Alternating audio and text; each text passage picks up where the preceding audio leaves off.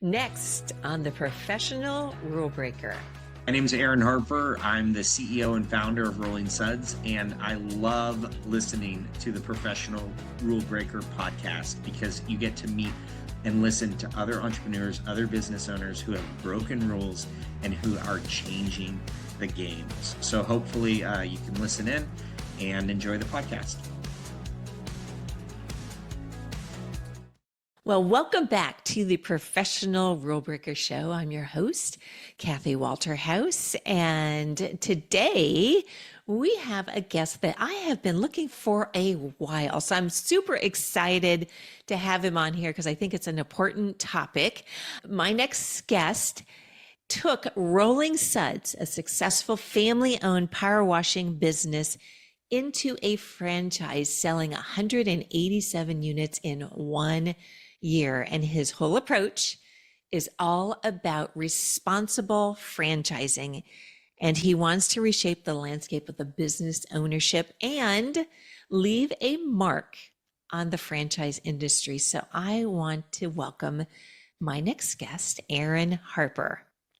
Thank you so much for having me on, Kathy. I'm excited to be here with you today. Absolutely. Absolutely. So that's, as I mentioned, I was looking for someone that does franchising. So I was so glad that we were able to come across you. So my first question is, why should somebody think about franchising? Yeah, so the franchise model as a franchisee provides a bridge to entrepreneurship. Most people don't have some new idea, and entrepreneurship is kind of glorified with Elon Musk and these people who are like these big visionaries. When really there's money to be made just like doing something that's boring that everyone needs to have done. And starting up a business without systems, processes, suppliers, technology, SOPs, it takes a tremendous amount of time. And time is one form of leverage, money is another form of leverage. And so when you buy into a franchise, you're effectively buying your time by paying a franchise fee and an ongoing royalty. But in return, you get systems, processes, technology, supplier relationships, a community to be a part of, an entire corporate staff working on your behalf, and a nationally recognized, ideally nationally recognized brand where you're able to benefit in ways that you wouldn't otherwise be able to. And so the quickness to scale, theoretically, if you find the right brand and you execute on the model, is much faster than if you go do it on your own. Not to say you can't do it on your own.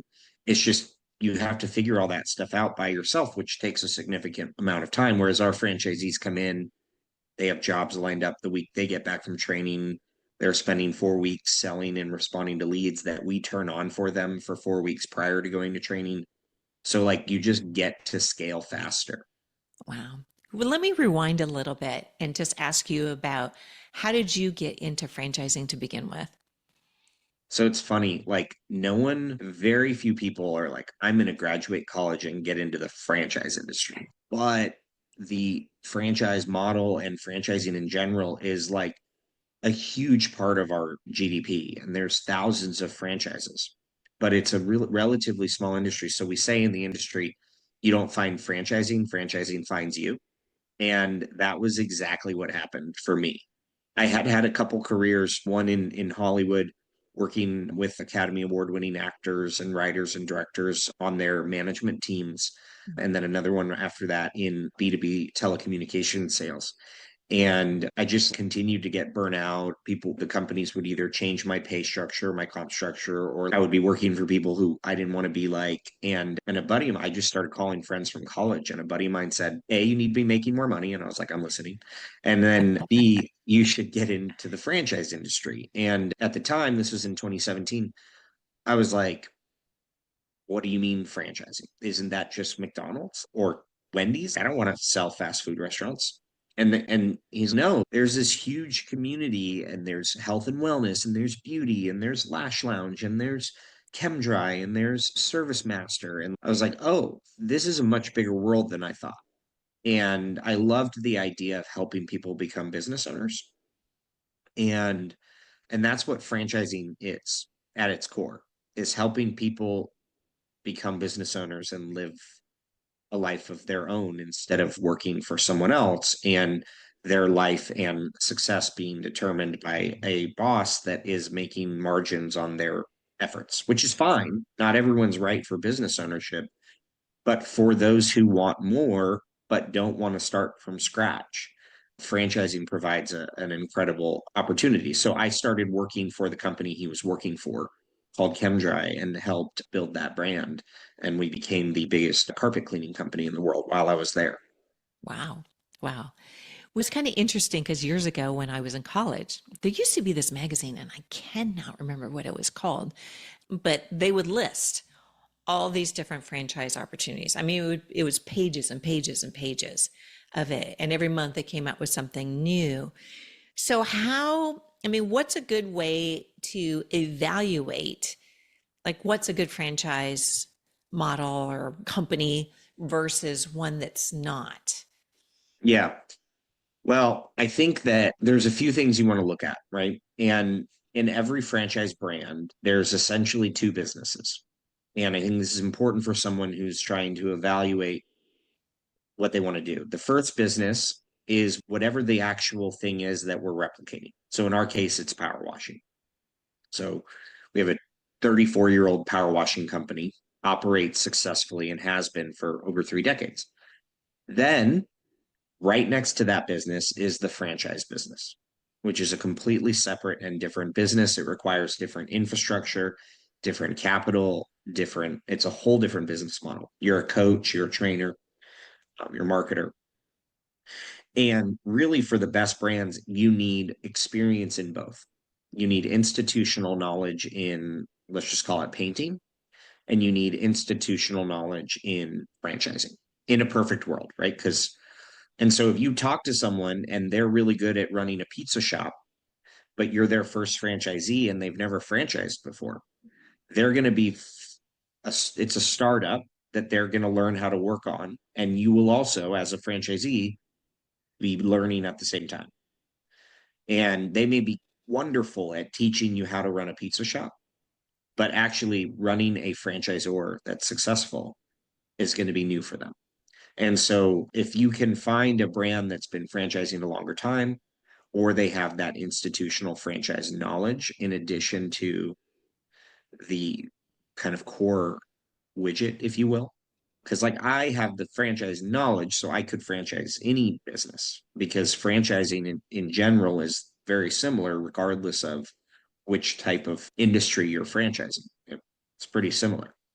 And so my experience is in franchising, but I had to partner with a business that knows about power washing because that's not my skill set.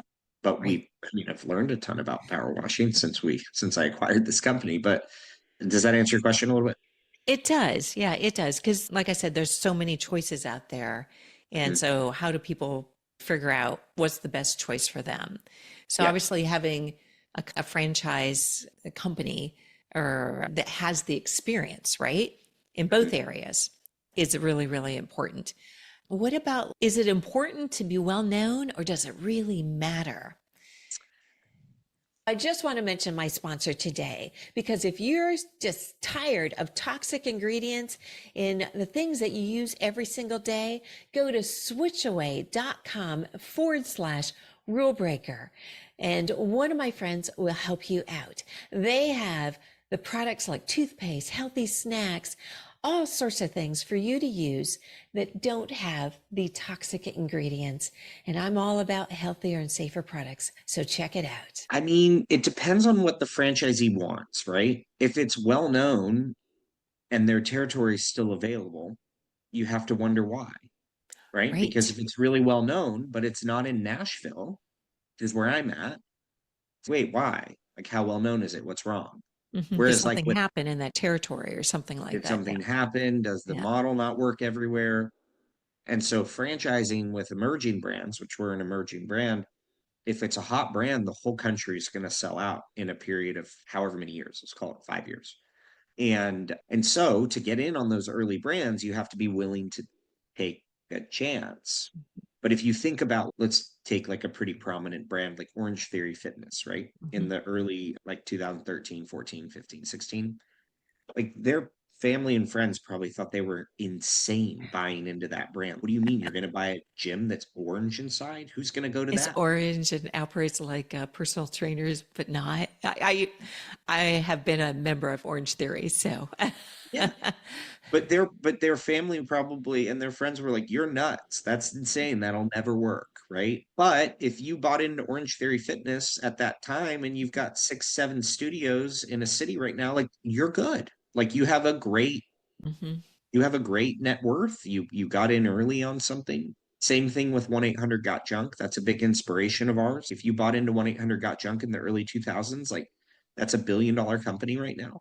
Wow. And so it's really about the risk tolerance of the franchisee and what they're looking for. And I say this all the time, but the franchisee number 20 is a very different franchisee than franchisee number 150 in terms of their risk tolerance and their appetite for growth and kind of where they're at in their life.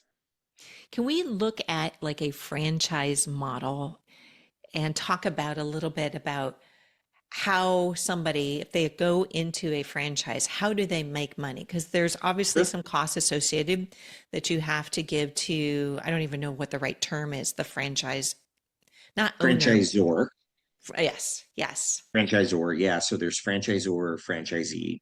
Or is what we do. We Mhm. help people, the franchisees, open businesses, and then they pay us a royalty, which is, I think, what you're talking about. And in return, we provide them a bunch of different layers of support that helps them be successful.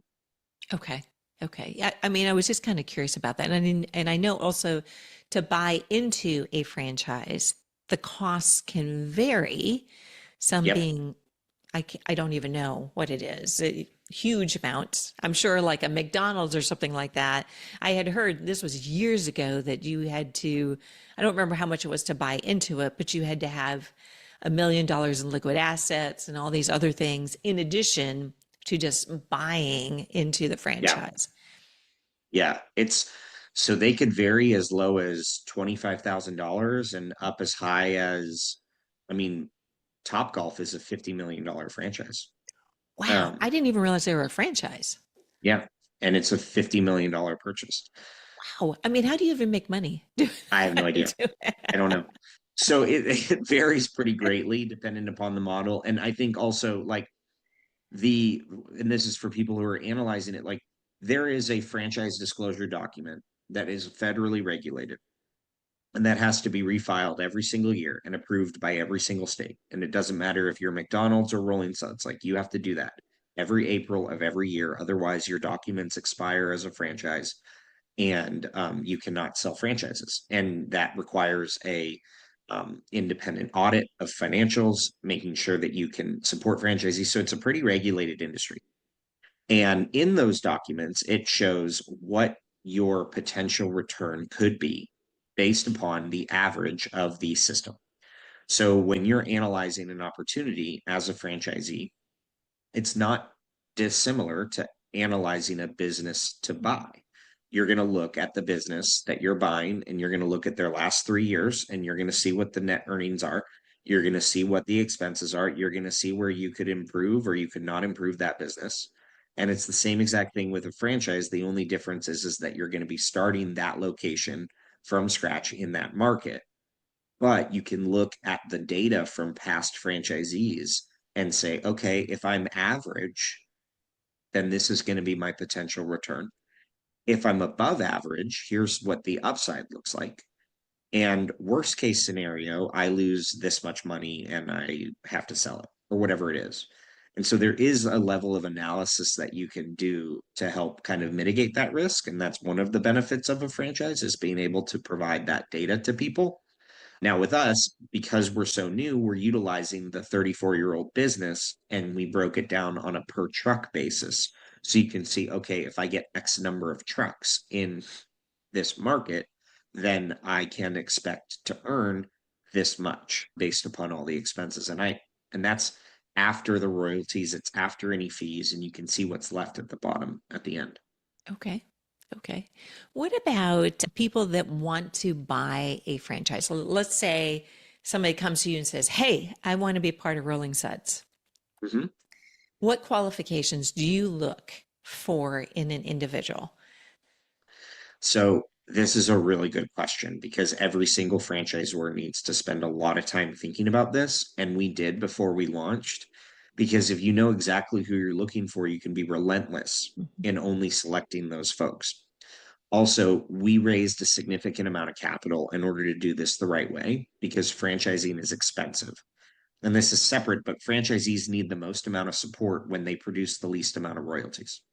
Okay. And so you need more money up front in order to help them get to a royalty stream that, because we're in the royalty business, we're not in the Mhm. franchise fee business. Franchise fees are an upfront expense, but it costs more money than that to help franchisees be successful. So we only allow people in that want to build a big business. They have generally succeeded in the things that they've done before, whether it's owning businesses or working at a company. They've accelerated their growth at those companies or in those businesses at a much faster rate than your average person. We require a minimum of $250,000 in liquid assets in order to qualify, with at least 700,000 or 800,000 net worth minimum. We are looking for people who want to scale businesses, not draw a salary year one. We're looking for people who are willing to reinvest. We're looking for people who are comfortable hiring two people prior to going to training, who will run the truck, and people who are comfortable going out in their communities and asking for the business every single day. So we often ask people, are you willing to get 100 no's before you get one yes? Um, and if they're like, "Whoa, I'm going to have to do that," this isn't the business for you. It's just not. Yeah. And so we're very relentless in who we select, and as a result, we've been able to attract some really high level operators. One of our franchisees owns a $55 million signs business. Another one owns a 14 million, like a oil fryer repair Mm. slash business. Like we've brought in people who have had exits from other businesses. And out of the 63 franchise owners that we've signed up, 13 of them were working as a C-level executive. Um, and they left that for $500,000 a year job to come and grow this business full time. And so I think a large reason for that is we are predominantly focusing on commercial business, which is recurring revenue, recurring contracts, and I think that's attractive to that type of individual who's looking to build enterprise value in an asset that can eventually run without them. But those are some things we're looking for specifically. Yeah, that's kind of an interesting profile. What you're doing is you're hedging your bet because, in essence, who your customer is, who you're Right. looking for, and you're hedging your bet so you'll have a higher success ratio. And for any business, I think that's really, really important anyway, is know who you're targeting. Because if you just let everybody in, you're going to, in your case, you're going to go upside down, right? Correct. Yeah. And I'm giving these individuals a very large amount of population in order to Mm, penetrate. I mean, it's 500,000 to 750,000 people. mm, And that includes both residential and commercial businesses in that. So they're taking a bet on us, and we're taking a bet on them to be able to grow those territories. And so we don't bring anyone in who wants to have passive income and keep their job full time. This is my everything. It's all I'm focusing on. And so therefore, we expect our owners to make it their everything. And we set the expectation that business ownership is hard. It doesn't matter whether it's a franchise or a business that you buy or a business that you start from scratch. You will go through the same am I going to question everything type thought processes. And our goal is to help our franchise owners go through that so they don't have to go through it alone, but they're still going to go through it. And mhm. they're still going to be like, why did I do this? Is this worth it? And eventually it will be. And they'll feel that business ownership is hard. I agree. Business ownership is hard. I think if you love what you do, it makes it a little bit easier. Totally. But there's always those ups and downs. And it really, I think the people that are the most successful are the ones that can get themselves up every single day when you're going through a period where it, quite frankly, just sucks more Yeah, than anything else. totally. And if you keep on going, there's a light at the end of the tunnel. Sure. Yeah. So let me ask you, you use the term responsible franchising. What does that mean? So franchising in general is a very challenging business for some of the reasons I told you about. It's very capital intensive, and the franchisee and the franchisor are taking a bet on each other.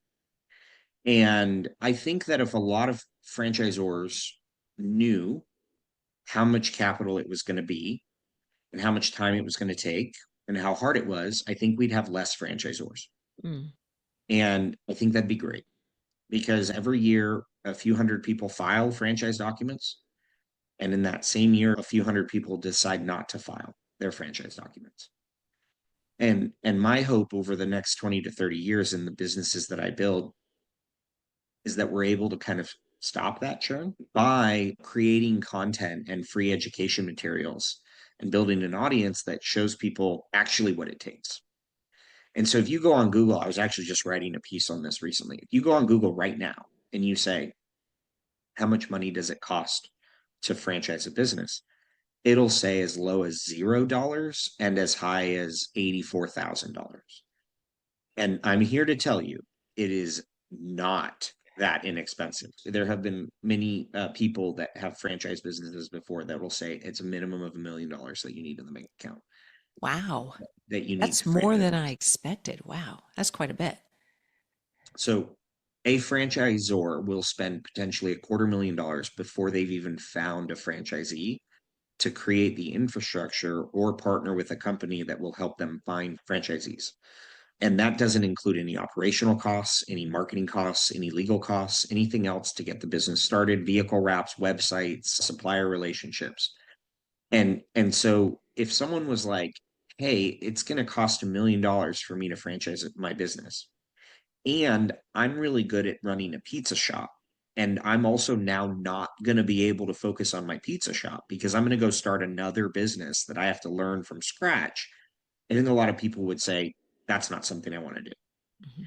And so my hope is in the content that we create and the discussions we have around responsible franchising is let's all know what we're getting ourselves into as the franchisee and the franchisor so that we can go into this with eyes wide open.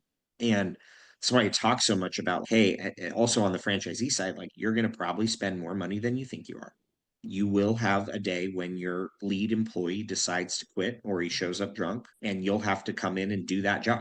And if you Mhm. don't know how to do that job, then you'll have to it'll be a challenge. But if we all go in eyes wide open as to what we are going to expect with one another, then we're going to have the highest chance of success for everyone involved. And so this conversation has sparked a lot of controversy in our industry. It has also sparked a lot of, it's kind of like a mini movement now where there's coalitions and there's subcommittees and there's discussions being had at the government level, which is wild because I just started writing about this 19 months ago and I just was like, this is important to me. And now it's important to a lot of other people. And we're kind of figuring out how can we do the next 20 years of franchising better than they did it the last 20 years. And that's not to say that the people in the past did it wrong. It's just, can we find ways to improve the franchisee franchisor relationship, the pre sale disclosure relationship on how you sell the business and what resources you provide, all that kind of stuff. So let me ask you this. What is the biggest thing that I guess you wish that you had known before you got into this business? Yeah, I actually wrote about this recently. So, franchising is all about getting to scale as quickly as you can, and the franchisees getting to scale as quickly as they can.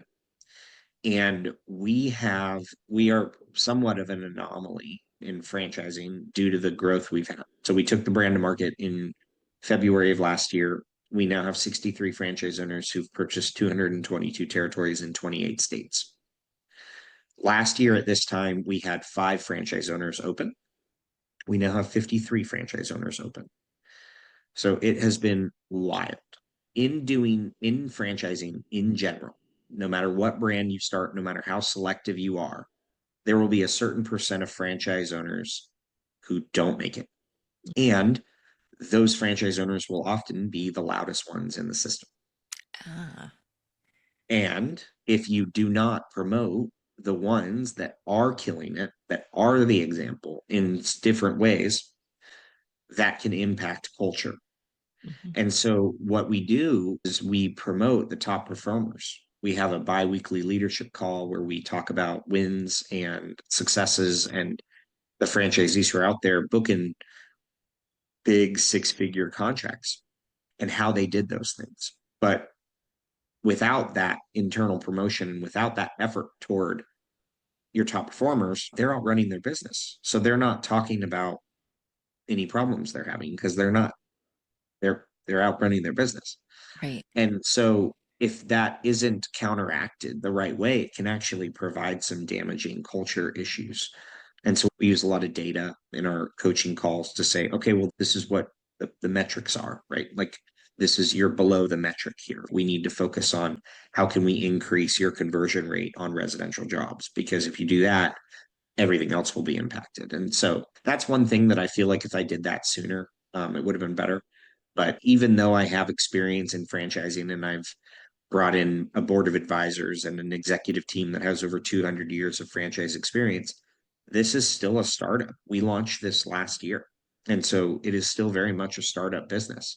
And we've been fortunate to bring in some really incredible franchisees who have grown big businesses quickly with us. It sounds like that you're doing pretty well, but I mean, there's always bumps in every single business, but I love how that you're having these calls promoting the successes and also trying to help people at the same time. And I've seen that exactly what you said, where sometimes the people that fail are the ones that are louder and kind of, I would almost say self promote in a weird way. Unfortunately, a lot of times they're the ones that they don't make it. What about what question, like for people that are on the outside of franchising, what questions, like what's the biggest question that you get asked? Like when you tell somebody, this is what I do, and they're like, what do they ask you? Out of curiosity. So this is actually really wild. So everywhere I go, I have a really hard time telling people what I do. And it's not because I can't explain it, it's that people just don't generally know what a franchisor is. Mm. And I'm not saying like everyone, but I would say a small percentage of the general population know the difference between a franchisor and a franchisee, or even what those words mean and what the financial relationship looks like between those two parties, right? So it's funny, I'll go, I'm a franchisor, and nine times out of 10, it's like, what's that? And then I'm You like, could well, say, I'm the person that helps people achieve their dreams by yes. And helping them that, build their business. Yeah. yes. And I've tried that. I've tried that as well. And then people are like, are you a coach? Are you a Well, motivational speaker? yes and Like, no, and you're right? like, kind of, it depends on the day, but yeah, like it depends on what I'm doing that day. But I find myself having to explain what a franchisee and a franchisor is in order to explain what I do. Because if I just say, hey, I bought a power washing company that's 34 years old, they think I'm a power washer that runs a power washing Mm. company, which isn't not true, but it's like also like the CEO and founder of the franchise business. And so what I often do is I'll say, you know how there's McDonald's, right? And people will be like, yeah, of course I know McDonald's. I was like, all right, well, there's the local McDonald's. Those are owned by franchisees. And then there's McDonald's corporate, which is the franchisor, which helps the local businesses get started. And they're like, oh, that's really cool.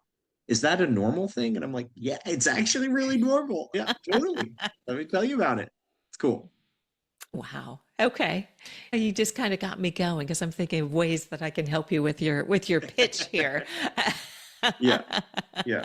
So there's royalties and then there's franchise fees and then and all of a sudden it's wait a minute, I'm now giving a small little mini lesson on franchising. Right. Exactly. Wow. Well, I love what it is that you're doing and how you've been able to give everybody like a peek inside of what a franchisor is and a franchise. And what do you think is the biggest hurdle when people first come in? They're a franchisee So they're Mhm. super excited, right? They just bought in. What do you think is the biggest hurdle for them? I think the biggest hurdle, just a lot of franchisees come from existing jobs where they're Mhm. comfortable making a salary. And oftentimes they're making 150, 200, $250,000 a year in a salary. And I think it's very hard for a lot of people to realize that it's going to take a while to get back to having a business that's sizable enough to be able to draw that kind of salary from a business. And also, even if you could do that, do you want to? Because you're building a business that has enterprise value. And if you can funnel, let's say your minimum amount of money that you need to live is 60 grand a year or whatever, and you can run some things through the business, but whatever. Well, now if you sell that business for 3x 3 years from now, that 200,000 that you would have taken out to compensate yourself now is 600,000 Mhm. because it's sold for a multiple of its earnings. And so a lot of franchisees are thinking like an employee. And that makes perfect sense because that's what they've been doing for a considerable period of time. And so it's helping them think like an owner. And it's not just the financial aspect and the drawing, the salary or whatever it is, but it is also just the owning of the ups and downs of the business. When you have a boss, you can blame your boss if you want Mhm. for not getting paid enough or not giving you enough resources or not giving you a path to become president of the company or whatever. But when you're a business owner, everything, the ups and the downs falls on you as the business owner. And so helping people understand like what it truly means to own your business is something we focus on. And that's just like a mindset thing, to be honest Mhm. with you, and kind of helping them keep an even keel because you're going to have ups, you're going to have downs, but like you just really need to stay in the game. And that's Right. the primary goal. It's just stay in the game. Just keep going. And how do you do that? You just don't ride those waves of I had a big day and I sold a $30,000 job. Oh my gosh, nothing's on the calendar tomorrow. It's right. It's let's just think about this as a 5 year time horizon versus a today time horizon. Right. Right.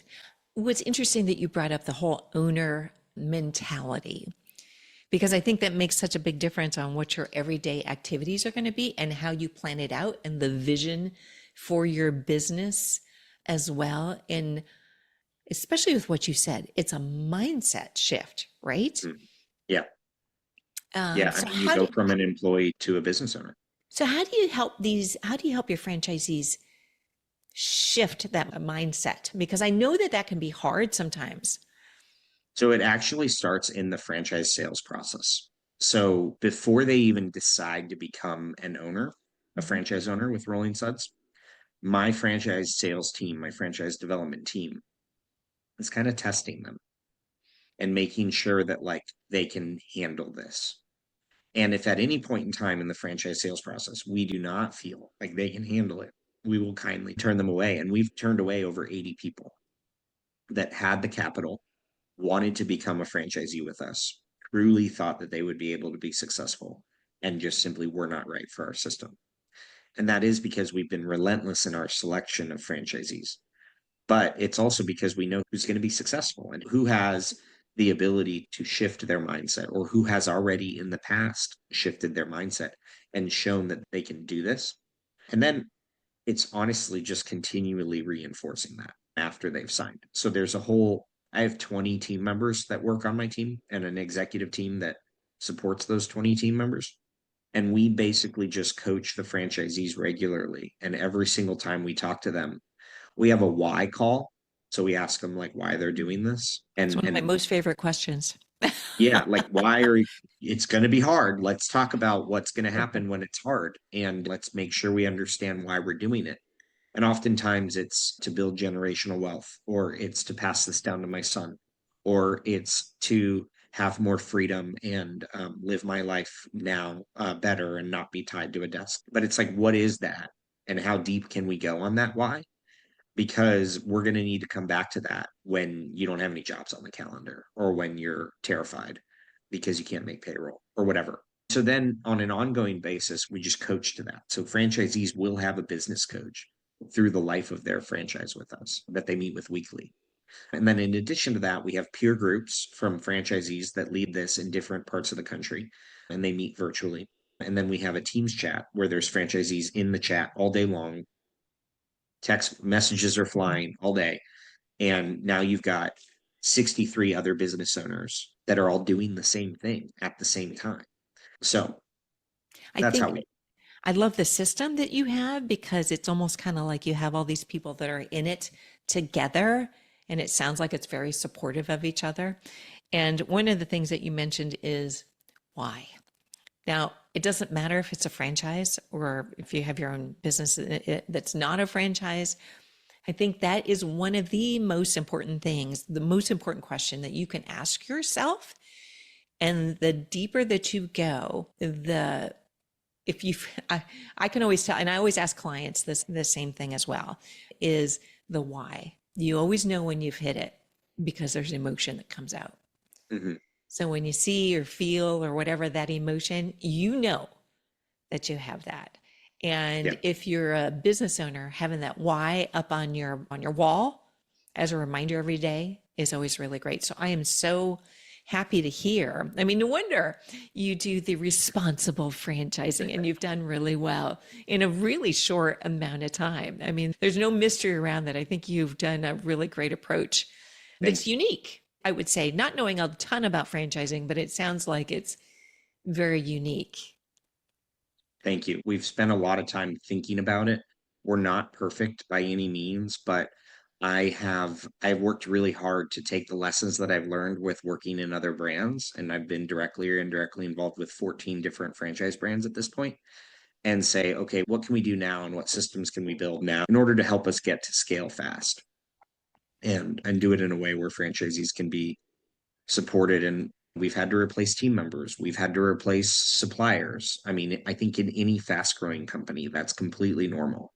However, the franchise owners that have chosen us and the employees that have chosen to be part of our team, we wouldn't be able to be where we're at without them. Mhm. Yeah, absolutely. So, well, I know you're definitely an out of the box thinker. So, what makes you a rule breaker? Because I just Yeah. thinking outside the box right then and there, that makes you a rule breaker. Yeah, if we're just talking about like the responsible franchising thing, like it has made waves in our industry. It is 100% breaking the rules, which is pretty crazy because all it is just discussion about how can we collectively as a community maybe set some standards internally to say we Mhm. should do this, we shouldn't do this. But there's a lot of financial resources being put towards things that you maybe shouldn't do as an industry. This topic, I was asked by the editor in chief of Entrepreneur Magazine to write a kind of a deep dive 3,000 word piece. He paired me up with a professional writer, like an award winning journalist, and we wrote a piece on this in Entrepreneur Magazine. And I think that I think a lot of people want to be exceptional, but by definition, in order to be exceptional, you have to be the exception. And in order to be the exception, you have to break rules. And in order to break rules, you have to make people unhappy. And so, in order to be exceptional, you have to make people unhappy because you're the exception. But for the greater good, right? Because For it's the greater really good, yes. I mean, right because you're trying to yeah, elevate. I think that's what I'm hearing is to elevate, correct, right? If the you're ever society or the making, community. Yeah. Hmm. right, let's take Elon Musk as an example. Like, you either love him or you hate him. But there's Hmm. like very few people that are like in between. But that's because he's completely breaking all of these rules and he's built an Absolutely. audience and he's changing the world. Same with Mark Zuckerberg. Like Yep. he's had kind of a facelift PR wise over the last few years, but like you either really like Mark Zuckerberg or you hate him. And these are rule breakers. Yeah. But I think the advancement that they're making allows generational changes to happen. And so my hope is that all I'm going to do is franchise businesses for the rest of my life and continue to talk about it and share content daily about what we're doing, why we're doing it, how we're doing it, the lessons we're learning. And hopefully that becomes helpful to future franchisors or people who want to become franchisees to say, maybe I should do this because I know what it's involved with, or maybe I shouldn't because I'm not prepared for that. or I'm not prepared to leave my job, or I'm not prepared to franchise my business because I don't have five, six, seven, $800,000 to franchise it the right way. And I think that will be for the greater good. But I do think that in doing that, to be the exception, it will inevitably make certain people upset, and that's okay. It's just part of the deal. Yeah. Yeah, absolutely. Yeah, I love that you're a rule breaker and you're doing it for the greater good, which absolutely love. And by the way, you mentioned one of my favorite entrepreneurs out there, Elon Musk. And so someday, I'm going to say, Elon, are you listening? Someday I want you on the professional rule breaker too. I hope that he gets on here for you. I think that would be wonderful. Yeah, that would be really great. So, Aaron, tell me where people can find you. And or if they want to know more about Rolling Suds too. Yeah, I'll say two things. If you want to just follow along the journey, I'm building this business in public, and we are currently the largest power washing brand in the world, which is really exciting. And we're just getting started. Congratulations. Thank you very much. So I post every day on social media. I batch write, I batch record videos, all that kind of stuff. So Twitter, I'm pretty active. Aaron Harper, CEO, is my title, or X, or whatever we're calling it these days. And then for Rolling Suds, if you're interested in becoming a franchisee, just go to rollingsudsfranchise.com and we can see if it's a good fit. And someone from my team will reach out. And then if you just search Aaron Harper on any of the search channels, so if you on LinkedIn, I'm pretty active as well. If you just search Aaron Harper Rolling Suds there, you'll be able to find me. But those are some places you can find me. Wonderful, wonderful. And I know you have a freebie as well. And so we'll be sure to put that in the show notes. And for anyone, it's about, let's see here, starting a movement while growing business, right? Is that what it is? Yes. Yeah. So we'll make sure that that's in the show notes for anyone that is interested in getting that as well. So I am so happy that we were able to get an expert, because I think you're an expert, especially with the way that you are trying to do it in the responsible franchising.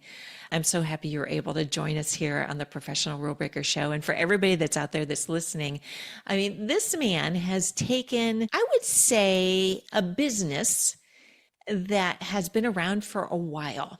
Franchising has been around for a while, but he has a new approach. Aaron has a brand new approach and he's making a big difference. So think about what big difference can you make in the business that you have right now? Because remember, it's like a ripple effect. Throw that stone into the stream and make a difference in the world. So I want to thank you again, Aaron. I'm so happy you were here. And Thanks so much. yes, and for everybody listening, go out there, be fierce, and of course, break some rules.